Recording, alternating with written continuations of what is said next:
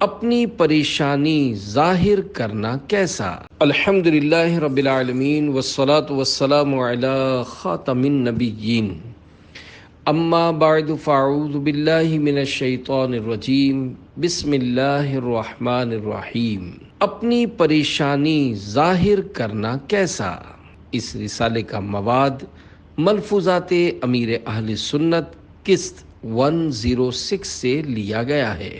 دعائے عطار، یا رب المصطفیٰ، جو کوئی 17 صفحات کا رسالہ اپنی پریشانی ظاہر کرنا کیسا پڑھ یا سن لے، اسے اپنی رضا کے لیے مصیبتوں پر صبر اور بہت زیادہ اجر عطا کر، اور اسے جنت الفردوس میں اپنے پیارے نبی حضرت ایوب علیہ السلام کا پڑوس نصیب فرما، آمین بجاہ النبی الامین صلی اللہ علیہ وآلہ وسلم۔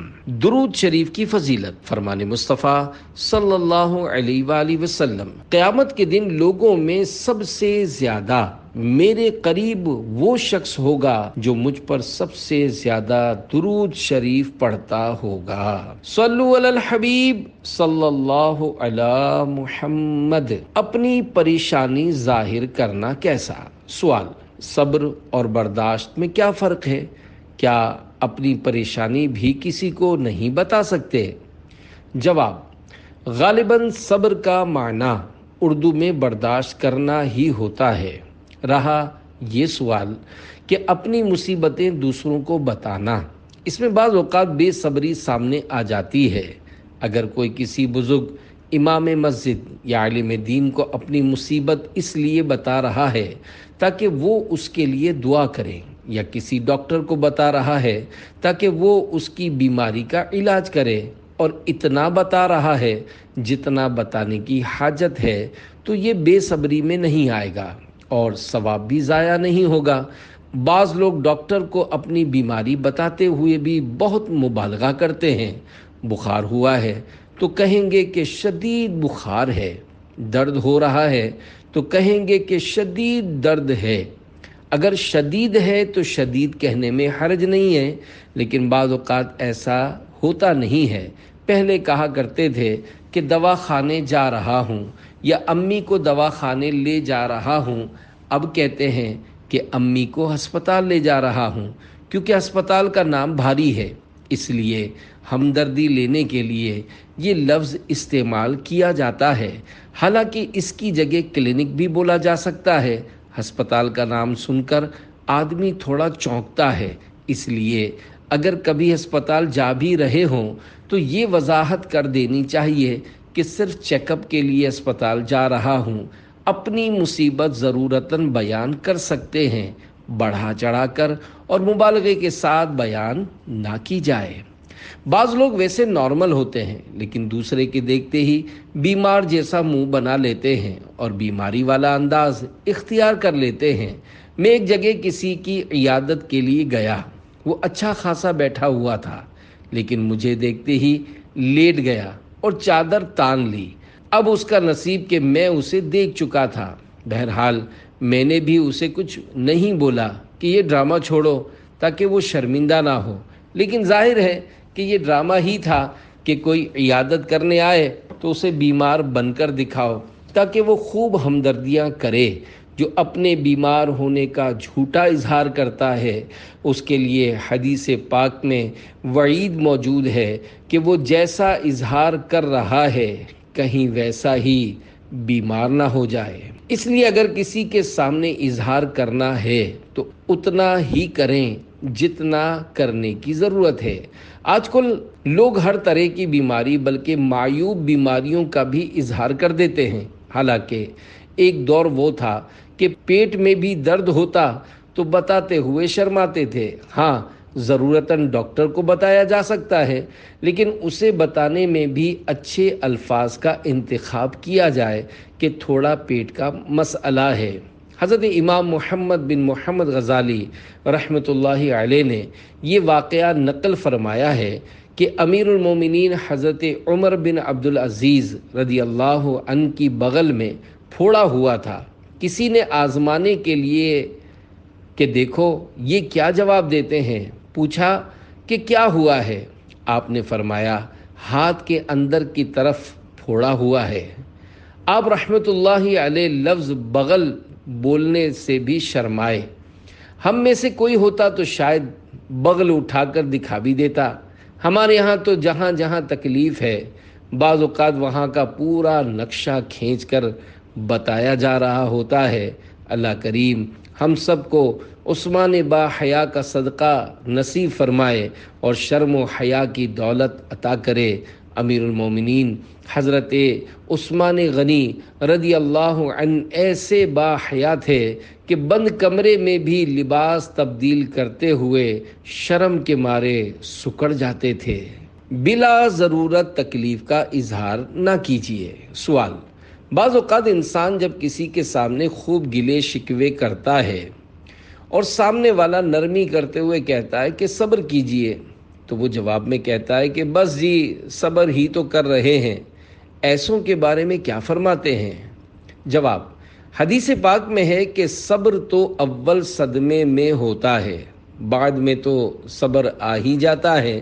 اس لیے جیسے ہی تکلیف آئے بندہ بولے نہیں، بس چپ ہو جائے اور اپنی باڈی لینگویج سے بھی ایسا اظہار نہ کرے کہ سامنے والا یہ سمجھے کہ اسے کوئی تکلیف ہے، کیونکہ اگر کوئی بھلے چپ رہے لیکن منہ بگاڑے، آہ اوہ کرے تو ظاہر ہے کہ سامنے والا پوچھے گا کہ کیا ہوا۔ ایسے میں بندہ بولے کہ خود تھوڑی بتایا ہے، اس نے پوچھا ہے تو بتایا ہے، حالانکہ اپنے جسم یا چہرے پر بورڈ چڑھا رکھا تھا کہ مجھ سے پوچھو کہ کیا تکلیف ہے۔ جب بھی اس نے آ کر پوچھا ہے، یوں طرح طرح کی ٹیکنیک ہوتی ہے۔ انما الاعمال بالنیات، یعنی اعمال کا دار و مدار نیتوں پر ہے۔ بلا ضرورت کسی کے سامنے تکلیف کا اظہار کرنے سے صبر کی منزل ہاتھ سے نکل جاتی ہے، اور یہ بہت مشکل کام ہے، کیونکہ اگر کسی کا موبائل چھن جائے یا جیب کٹ جائے تو وہ مسکراتے ہوئے چپ چاپ مدنی مذاکرے میں شرکت نہیں کرے گا، بلکہ لوگوں کو پکڑ پکڑ کر بولے گا کہ میرا موبائل گن پوائنٹ پر لے لیا، مجھے مارنے کی دھمکی دے رہے تھے، جھگڑا کرتا تو فائر کر دیتے۔ یوں بندہ ہمدردیاں حاصل کرتا ہے۔ بعض اوقات مصیبت سن کر بھی سامنے والے کے کان پر جوں تک نہیں رینگتی اور بندے کی ناک کٹ جاتی ہے۔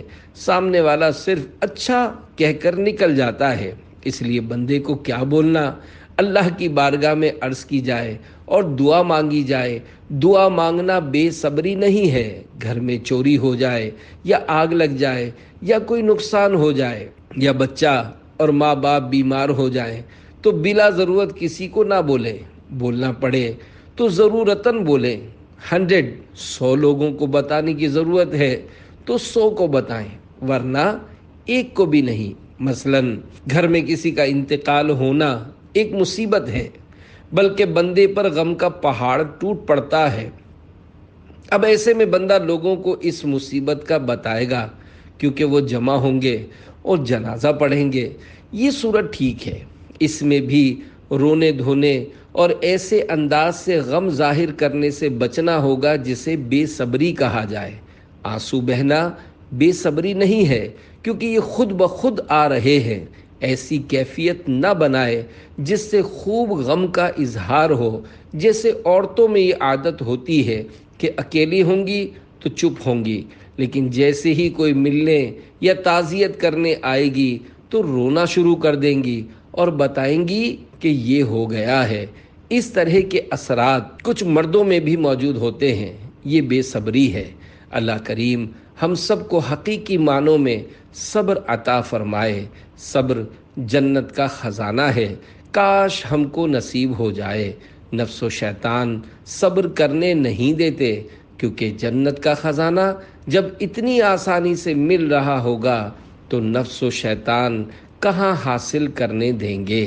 ہم اللہ پاک سے توفیق خیر و بھلائی کی درخواست کرتے ہیں کہ ہم کو واقعی صبر عطا کر دے اور صبر کرنے والے امام حسین رضی اللہ عنہ کا صدقہ نصیب ہو جائے۔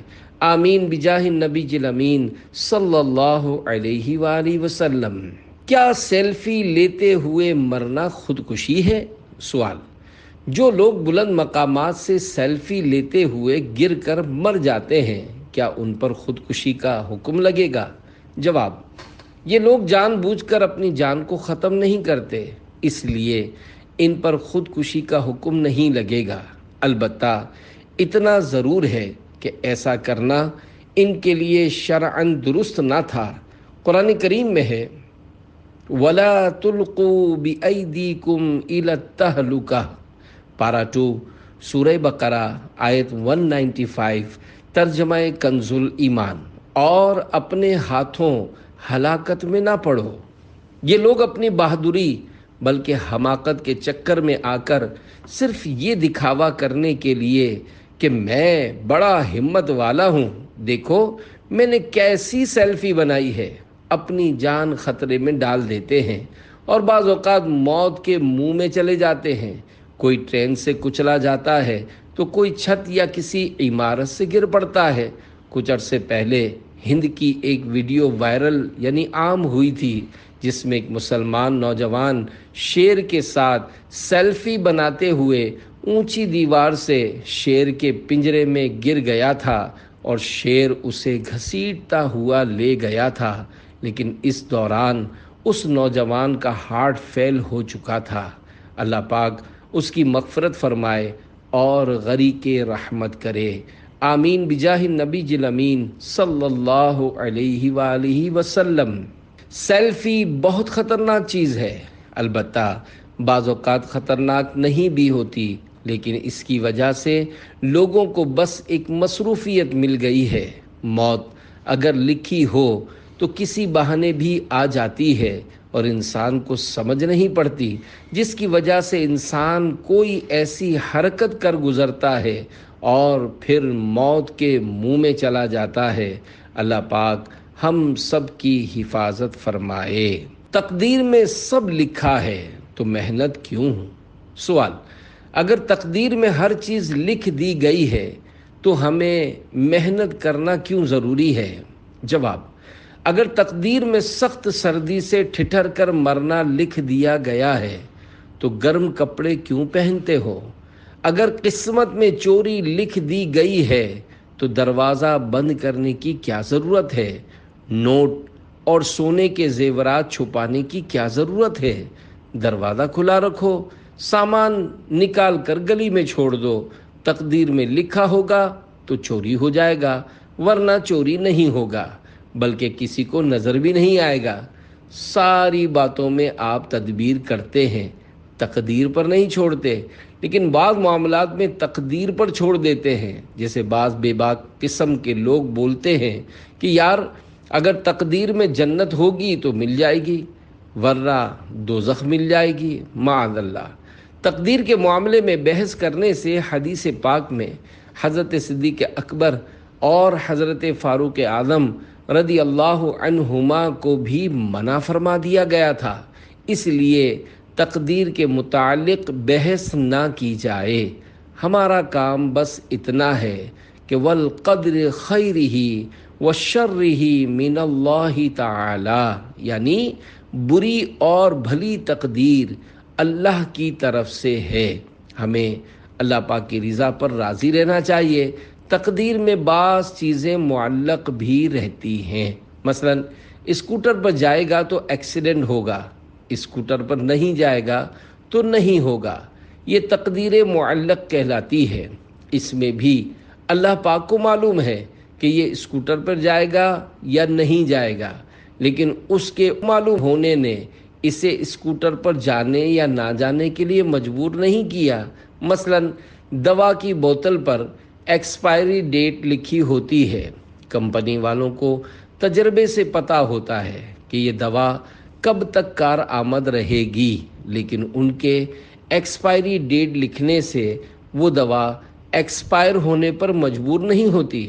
اگر کمپنی والے نہیں بھی لکھتے تب بھی دوا اسی تاریخ کو ایکسپائر ہو جاتی، لیکن لکھنے اور نہ لکھنے سے کوئی فرق نہیں پڑا۔ اسی طرح تقدیر میں بھی ایسا نہیں ہے کہ اللہ پاک نے لکھ دیا ہے اس لیے بندے کو کرنا پڑ رہا ہے، بلکہ بندہ جیسا کرنے والا تھا اللہ پاک نے ویسا ہی اپنے علم سے لکھ دیا۔ اللہ پاک کو سب معلوم ہے، اس سے کوئی چیز چھپی ہوئی نہیں ہے۔ خوف دور کرنے کا روحانی علاج۔ سوال: رات کو اچانک آنکھ کھلنے کے بعد بہت ڈر لگتا ہے، اس صورت میں کیا کیا جائے؟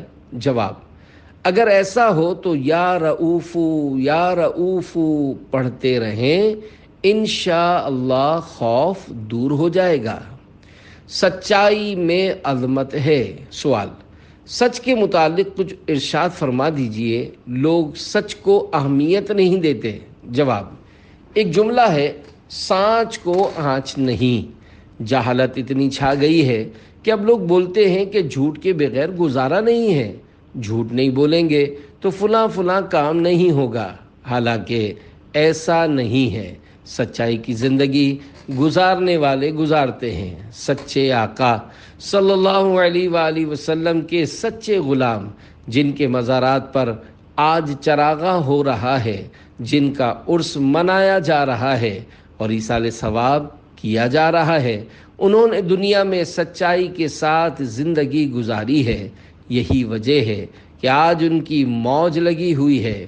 قرآن کریم میں حکم ہے، وَكُونُوا مَعَ الصَّادِقِينَ، پارہ 11 سورہ توبہ آیت 119، ترجمہ کنز ایمان، اور سچوں کے ساتھ ہو۔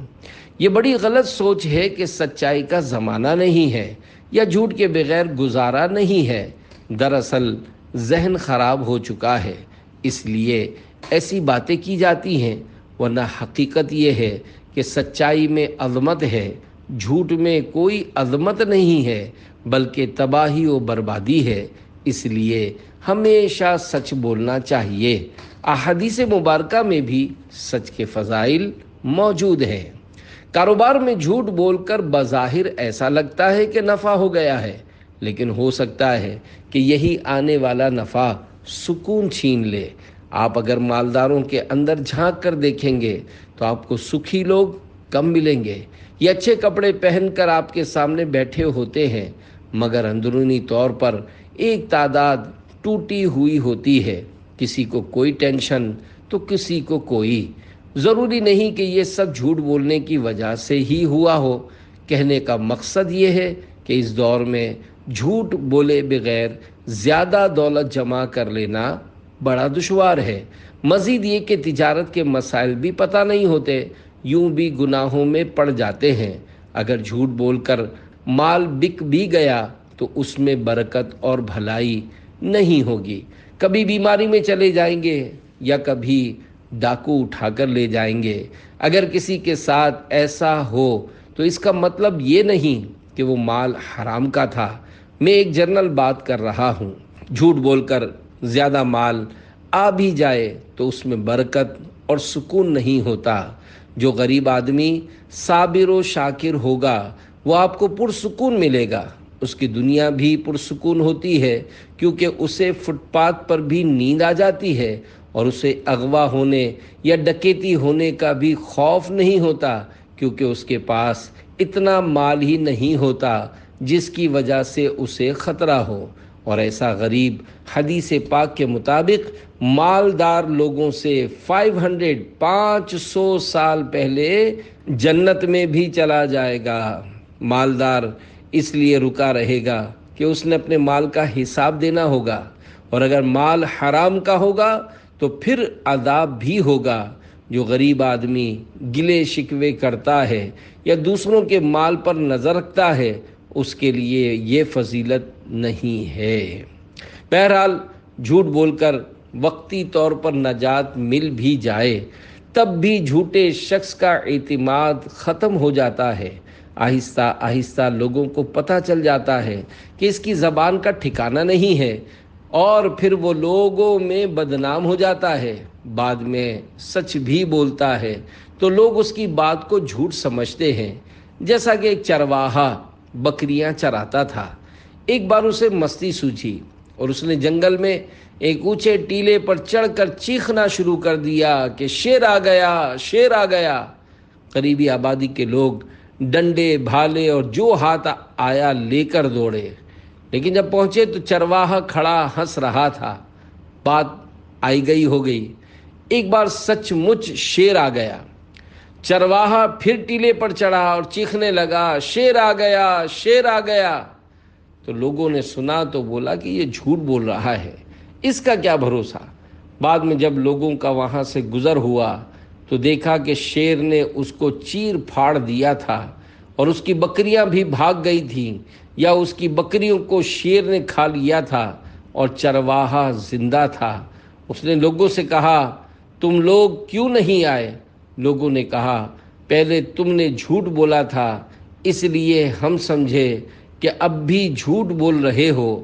یوں اس کے جھوٹ کی وجہ سے اسے نقصان ہوا۔ جھوٹ میں دونوں جہاں کا نقصان ہے اور اس کا ایک سے ایک عذاب ہے۔ جان کا صدقہ کس چیز سے دینا بہتر ہے؟ سوال۔ لوگ مختلف چیزوں کا صدقہ دیتے ہیں، اگر جان کا صدقہ دینا ہو تو کس چیز سے دینا بہتر ہے؟ جواب، جان کا صدقہ دینا ہو تو جانور کی جان کا صدقہ دیا جائے۔ مثلا کوئی سفر پر جا رہا ہے تو اس کے زندہ سلامت لوٹ کر آنے کے لیے، یا کوئی مریض ہے تو اس کے تندرست ہونے کے لیے کوئی مرغی وغیرہ حلال جانور ذبح کر دیا جائے، یا کسی کو زندہ دے دیا جائے کہ اسے ذبح کر دینا۔ لیکن اس میں رسک فیکٹر یہ ہے کہ ہو سکتا ہے جسے زندہ دیں وہ اسے ذبح کرنے کے بجائے آگے بیچ دے۔ مثلا کسی راہ چلتے فقیر کو مرغی دے دی، اب وہ پکائے کہاں، اس لیے وہ جا کر بیچ دے گا۔ یہی حال بکروں کا بھی ہوتا ہے، اس لیے خود اپنے سامنے کاٹیں یا کسی قابل اعتماد آدمی کو دیں جو بولے کہ ہم کاٹ دیں گے۔ یہ ایک بہتر صورت بتائی ہے۔ باقی اگر کسی کو زندہ دیا اور اس نے آگے بیچ دیا تو یہ جائز ہے اور خیرات کہلائے گی۔ میری زیادہ تر کوشش ہوتی ہے کہ نفلی صدقے کے لیے لفظ خیرات بولوں۔ عربی میں خیرات خیر کی جمع ہے، اردو میں راہ خدا میں کوئی چیز دینا خیرات کہلاتا ہے۔ صدقہ کا معنی بہت وسیع ہے۔ مسلمان کے سامنے مسکرانا بھی صدقہ ہے۔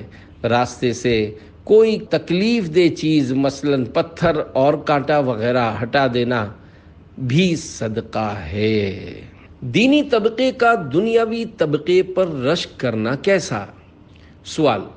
بعض اوقات دینی طبقے سے تعلق رکھنے والے لوگوں کو دنیاوی لوگوں کا رکھ رکھاؤ دیکھ کر رشک آتا ہے، ایسی صورت میں کیا کرنا چاہیے؟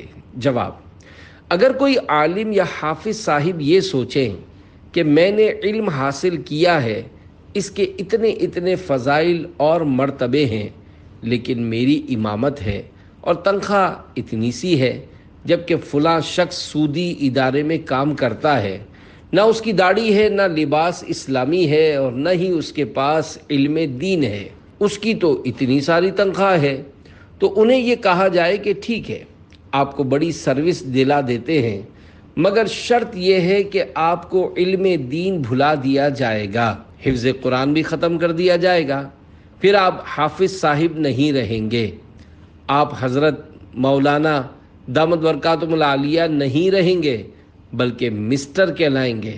کیا آپ کو منظور ہے؟ ظاہر ہے یہ سب سن کر انکار کر دے گا کہ نہیں، یہ نادانی ہے، علم دین اور حفظ قرآن کی قدر ہے، اصل مالدار آپ ہیں، اس کے پاس جو دنیاوی ڈگریاں ہیں وہ قبر میں کام نہیں آئیں گی، جبکہ آپ کے علم دین اور حفظ قرآن کی ڈگری قبر و آخرت میں کام آئے گی۔ آپ اپنا گندم کا چھوٹا دانہ دیکھ کر یہ بات کر رہے ہیں، حالانکہ سامنے جو خوبصورتی نظر آ رہی ہے وہ بلبلا ہے، اس کی طرف ہاتھ بڑھائیں گے تو پھٹ جائے گا، جبکہ آپ کا گندم کا اتنا سا دانہ آپ کی جان اور ایمان بچائے گا۔ یہ گندم کا دانہ آپ کا سرمایہ ہے۔ اگر یہ بھی نہ ہو تو بعض اوقات فقر انسان کو کفر تک لے جاتا ہے۔ کام پورا ہوتے ہوتے کیوں رہ جاتا ہے؟ سوال۔ کام پورا ہوتے ہوتے رہ جانے کی کیا وجہ ہوتی ہے؟ جواب، اصل وجہ اللہ پاک جانے۔ بارہا ایسا ہوتا ہے کہ کام ہوتے ہوتے اس لیے رہ جاتا ہے کہ وہ کام نہ ہونے میں اس کی بھلائی ہوتی ہے۔ مثلا اسکوٹر بننے کے لیے دی تھی اور بہت ضروری کام سے کہیں جانا تھا۔ جب بنانے والے کے پاس گئے تو اس نے بولا کہ کل ملے گی۔ ایک پرزہ مجھے ملا نہیں، کل بڑی مارکیٹ جاؤں گا، وہاں سے لاؤں گا۔ اب بندہ پیچ و تاب کھاتا ہوا اور بڑبڑاتا ہوا بس میں بیٹھ کر چلا گیا۔ اب اس میں بہتری کی صورت یہ ہے کہ ہو سکتا ہے تقدیر معلق یہ ہو کہ اگر یہ اسکوٹر پر بیٹھ کر جائے گا تو ٹرک ٹکر مارے گا، اس کا سر فٹ پاتھ سے ٹکرائے گا اور یہ کومے میں چلا جائے گا یا مر جائے گا۔ یہ سمجھانے کے لیے ایک مثال ہے کہ ہمارے حق میں کیا بہتر ہے ہمیں نہیں پتہ ہوتا، اس لیے اللہ پاک کی رضا پر راضی رہیں۔ اللہ پاک جو کرتا ہے صحیح کرتا ہے۔ اس حوالے سے مکتبۃ المدینہ کی کتاب عیون الحکایت میں گدھے، مرغ اور کتے کی ایک طویل حکایت سنیے۔ ایک نیک شخص کسی جنگل میں رہا کرتا تھا۔ اس مرد صالح کے پاس ایک مرغ، ایک گدھا اور ایک کتا تھا۔ مرغ صبح و سویرے اسے نماز کے لیے جگاتا، گدھے پر وہ پانی اور دیگر سامان لادا کرتا اور کتا اس کے مال و متاع اور دیگر چیزوں کی رکھوالی کرتا۔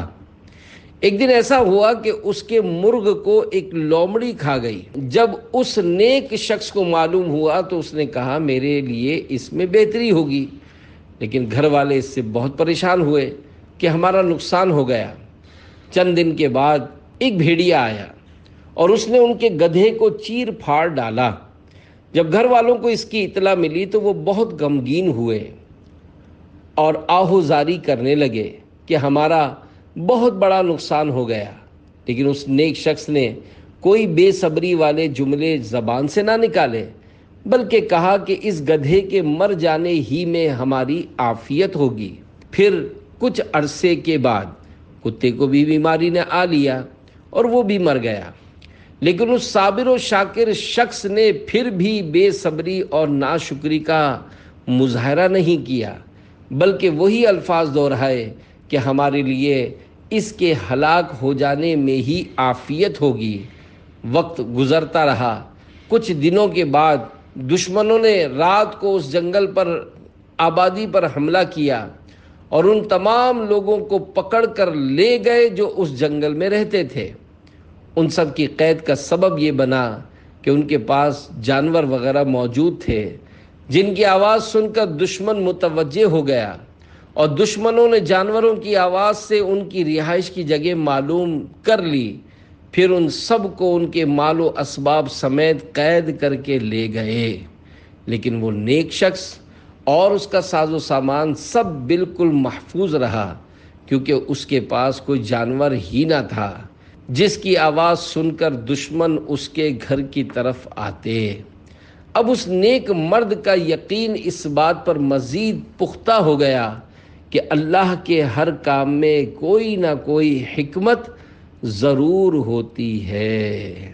اگر کوئی کام نہیں ہوتا تو کوئی بات نہیں، آج نہیں تو کل ہو جائے گا۔ ہو سکتا ہے اس کام کے نہ ہونے میں ہی حکمت ہو۔ مثلا اگر ہم دولت مند نہیں بن رہے تو ہو سکتا ہے یہ ہمارے لیے اچھا ہو، کیونکہ ہو سکتا ہے کہ اگر دولت مند بن جائیں تو ناشکرے بندے بن جائیں کہ مال ہو تو گناہوں کے اسباب بہت مل جاتے ہیں، اگر مال نہیں ہوگا تو گناہوں والی چیزیں خریدنا بھی مشکل ہوگا اور یوں آدمی گناہوں سے بچ جائے گا۔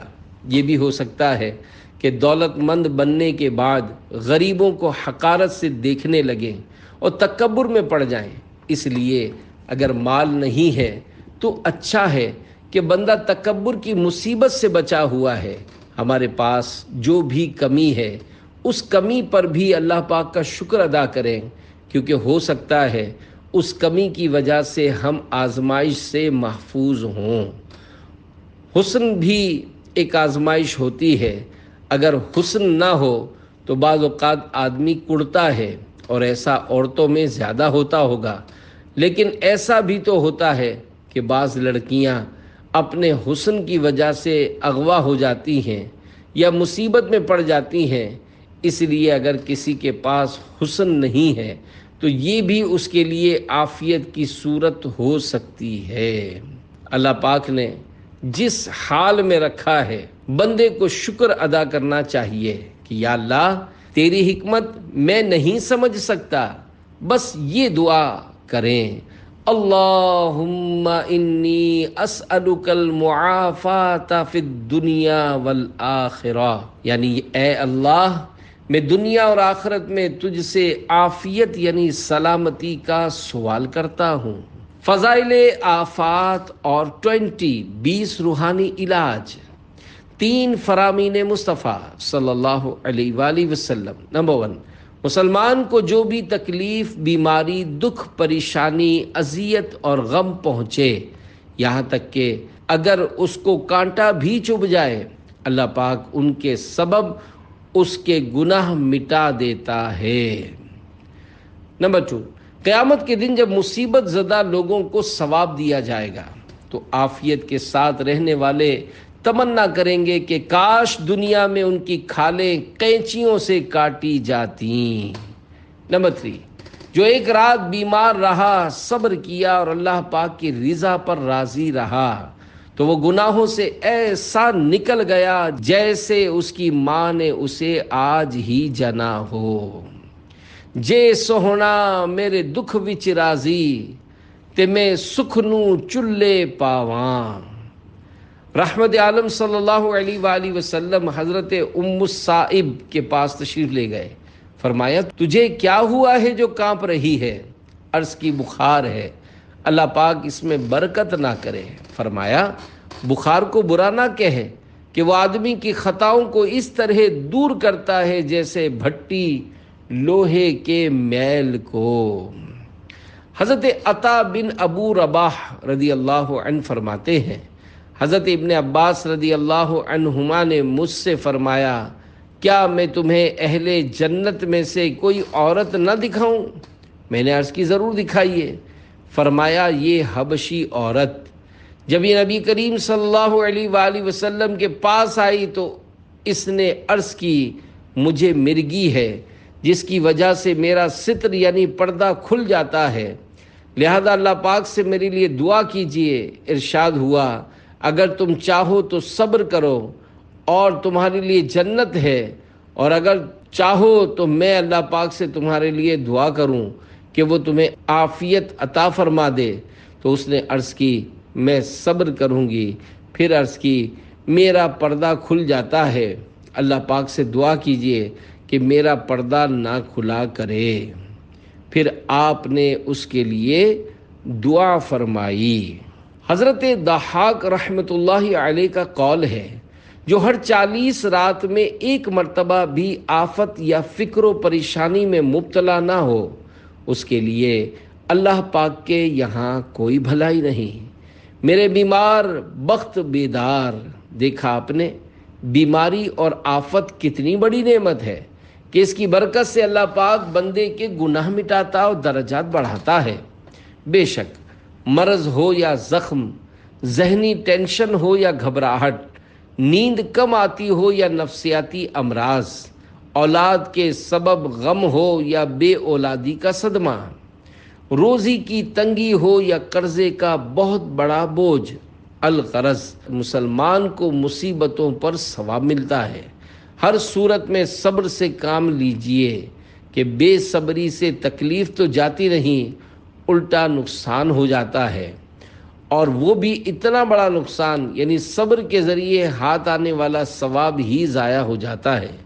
یاد رکھیے سب سے خطرناک بیماری کفر کی بیماری ہے، اور گناہوں کی بیماری بھی سخت تشویش ناک ہے۔ آفت و مصیبت اور بیماری و پریشانی لوگوں سے چھپانا کار ثواب ہے۔ فرمان مصطفیٰ صلی اللہ علیہ وآلہ وسلم جس کے مال یا جان میں مصیبت آئی پھر اس نے اسے پوشیدہ رکھا اور لوگوں سے شکایت نہ کی تو اللہ پاک پر حق ہے کہ اس کی مغفرت فرما دے۔ حضرت شیخ سعدی رحمۃ اللہ علیہ فرماتے ہیں ایک دفعہ دریا کے کنارے پر ایک بزرگ تشریف فرما تھے، ان کے مبارک پاؤں کو چیتے نے کاٹ لیا تھا، اور زخم بے حد خطرناک صورت اختیار کر گیا تھا۔ لوگ جمع تھے اور ان پر رحم کھا رہے تھے، مگر وہ فرما رہے تھے کوئی تشویش کی بات نہیں، یہ تو مقام شکر ہے کہ مجھے جسمانی مرض ملا، اگر میں گناہوں کے مرض میں مبتلا ہو جاتا تو کیا کرتا۔ نمبر 1، روزی کے لیے یا مسبب الاسباب 500 بار اول آخر درود شریف 11 بار بعد نماز عشاء قبلہ رو باوضو ننگے سر ایسی جگہ پڑھیے کہ سر اور آسمان کے درمیان کوئی چیز حائل نہ ہو، یہاں تک کہ سر پر ٹوپی بھی نہ ہو۔ اسلامی بہنیں ایسی جگہ پڑھیں جہاں کسی اجنبی یعنی غیر محرم کی نظر نہ پڑے، انشاءاللہ روزی کی تنگی دور ہوگی۔ نمبر 2، یا اللہ 101 بار کاغذ پر لکھ کر تعویذ بنا کر بازو پر باندھ لیجئے، جائز کام دھندے اور حلال نوکری میں دل لگ جائے گا۔ نمبر 3، 7 روز تک ہر نماز کے بعد یا رزاق یا رحمان یا رحیم یا سلام 112 بار پڑھ کر دعا کیجئے، انشاءاللہ بیماری، تنگ دستی و ناداری سے نجات حاصل ہوگی۔ نمبر 4، چوری سے حفاظت یا جلیلو اے بزرگی والے 10 بار پڑھ کر اپنے مال و اسباب اور رقم وغیرہ پر دم کر دیجئے، انشاءاللہ چوری سے محفوظ رہے گا۔ نمبر 5، شادی کے لیے جن لڑکیوں کی شادی نہ ہوتی ہو یا منگنی ہو کر ٹوٹ جاتی ہو، وہ نماز فجر کے بعد یا ذی الجلال والاکرام 312 بار پڑھ کر اپنے لیے نیک رشتہ ملنے کی دعا کریں، انشاءاللہ جلد شادی ہو اور خاوند بھی نیک ملے۔ نمبر 6، یا حی یا قیوم 143 بار لکھ کر تعویذ بنا کر کنوارا اپنے بازو میں باندھے یا گلے میں پہن لے، اس کی جلد شادی ہو جائے گی اور گھر بھی اچھا چلے گا۔ نمبر 7، اولاد نرینہ کے لیے یا متکبر 10 بار زوجہ سے ملاپ سے قبل پڑھ لینے والا نیک بیٹے کا باپ بنے گا۔ نمبر 8، حاملہ شہادت کی انگلی اپنی ناف کے گرد گھماتے ہوئے یا متینو 70 بار پڑھے، یہ عمل 40 دن تک جاری رکھے، اللہ کے فضل و کرم سے بیٹا عنایت ہوگا۔ اس عمل میں ہر مرض کا علاج ہے، کوئی سا بھی مریض یہ عمل کرے تو انشاءاللہ شفا پائے۔ ناف سے کپڑا ہٹانے کی ضرورت نہیں، کپڑے کے اوپر ہی سے یہ عمل کرنا ہے۔ نمبر 9، حاملہ کے پیٹ پر ہاتھ رکھ کر شوہر اس طرح کہے، ان کان ذکرا فقد سمیتہ محمدا۔ ترجمہ، اگر لڑکا ہے تو میں نے اس کا نام محمد رکھا، انشاءاللہ لڑکا پیدا ہوگا۔ اگر کہتے وقت عربی عبارت کے معنی ذہن میں ہوں تو ترجمے کے الفاظ کہنے کی ضرورت نہیں، ورنہ ترجمے کے الفاظ بھی کہہ لیں۔ نمبر 10، دشمن سے حفاظت کے لیے لا الہ الا اللہ چلتے پھرتے اٹھتے بیٹھتے بکثرت پڑھنے سے انشاءاللہ دشمن سے حفاظت ہوگی۔ 11، گم شدہ انسان وغیرہ ملنے اور ہر حاجت کے لیے اللہ پاک کی رحمت پر مضبوط بھروسے کے ساتھ چلتے پھرتے وضو بے وضو زیادہ سے زیادہ تعداد میں یا ربی موسیٰ یا ربی کلیم بسم اللہ الرحمن الرحیم پڑھتا رہے۔ اس دوران چند بار درود شریف بھی پڑھ لیجئے۔ گم شدہ انسان، سونا، مال، گاڑی وغیرہ انشاءاللہ مل جائیں گے۔ بلکہ دیگر حاجات کے لیے بھی یہ عمل مفید ہے۔